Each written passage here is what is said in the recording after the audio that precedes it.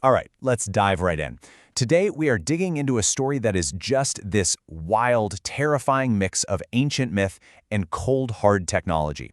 We're going to be exploring the story of the Obsidian Architect and the Celestial Hammer, this synthesis of god-level power and chillingly precise intellect that honestly threatens to hammer out a whole new and very silent reality. So, the story kicks off with this incredible line. Just picture it. A hidden temple, buried deep underground in total silence. And in that silence, this obsidian giant raises a weapon forged by the cosmos itself. You can just feel the weight of that moment, right? This isn't some archaeologist finding a relic. No way. This is a power move. This feels like a conquest from the very first breath. So, let's talk about this hammer. What is this thing really? Well, to get why it's so dangerous in the wrong hands, you've got to understand what it was made for. This isn't just any weapon. It's an ancient tool of divine order. Okay, so this thing's got quite a resume. It was literally forged in cosmic fire. It's been wielded by gods you've definitely heard of, like Thor and Hephaestus, and its whole job for eons was to be a cosmic bodyguard, to create order and protect the world from chaos.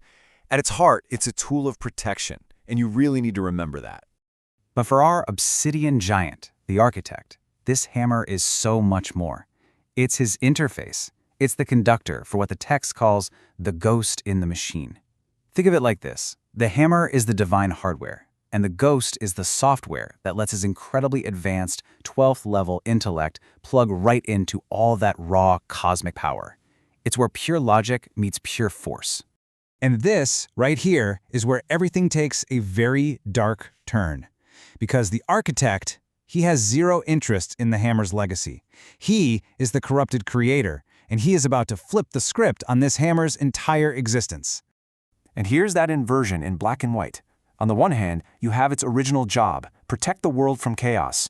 But look what the architect does. He doesn't want to defeat chaos, he wants to control it, to hammer it into a rigid shape that serves him. He's not creating divine order, he's building a mechanical hierarchy. He's twisting a shield into a cage. And then comes the moment. Bam! He strikes the temple's altar with the hammer. Now, the source material flat out calls this an act of pure evil. But in the architect's mind, this is a ceremony, an alchemical baptism. He's not destroying this holy place, he's rebooting it. He's reconsecrating it as his own personal forge. And this happens in like 3 quick beats. First, the strike. It sends this shockwave of, get this, ichor, the literal blood of the gods vibrating through the earth. Then, the ancient runes on the hammer flare up with this sickly light, basically saying, all right, you're the boss now.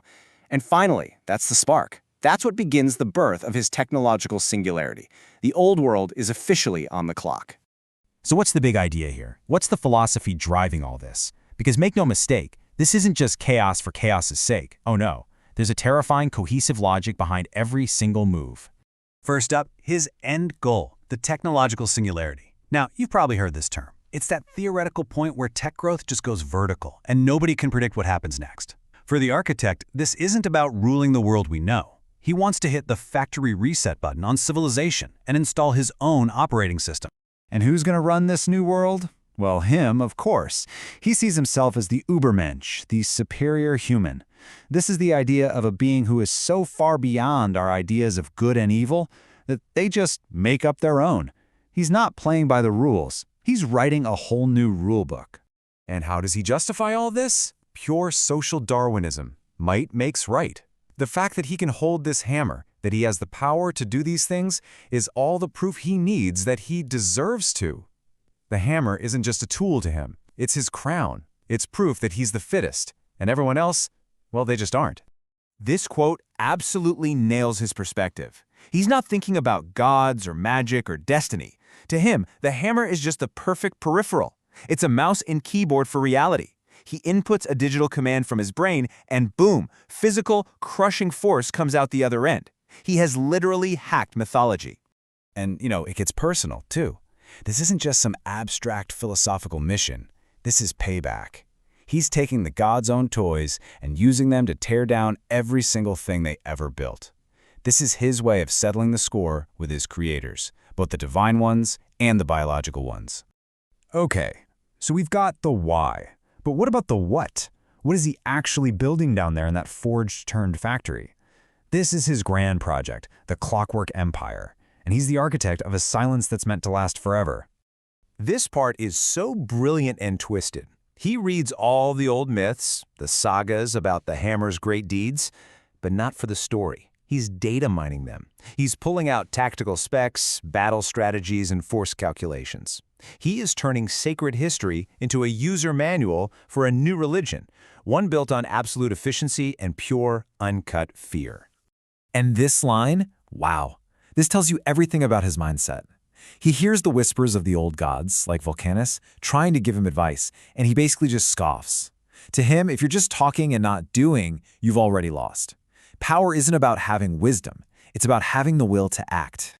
And believe me, he is acting. His whole journey, his own Untergang or downfall, has led him to the source code of power itself. And now, with every single strike of that hammer, he's basically injecting a virus into reality. He's turning divine blood into an essence that infects the very soil. This isn't a plan anymore. It's a physical growing infection. So yeah, the transformation is complete. That sacred, silent temple, it's gone. Now it is a factory of doom, hidden deep underground, churning out a new world order, and powered by stolen heavenly energy. And what's on the assembly line in this factory? An army. A whole legion of these patchwork, clockwork subordinates. And get this, they're not just built, they're literally born from the vibrations of the hammer. Each one is a little piece of their master's cold, pure evil logic, given physical form. They are the literal gears in his new machine. You can just imagine him standing there, looking over this growing army, and he knows what's coming. For everyone else, for humanity, for the gods, for a world with any kind of chaos or free will, time is running out. You can almost hear the final countdown in the thunderous, rhythmic beat of that hammer. And that's where this leaves us, with this deeply unsettling question. The architect has taken the foundational stories of a civilization and turned them into schematics for its prison.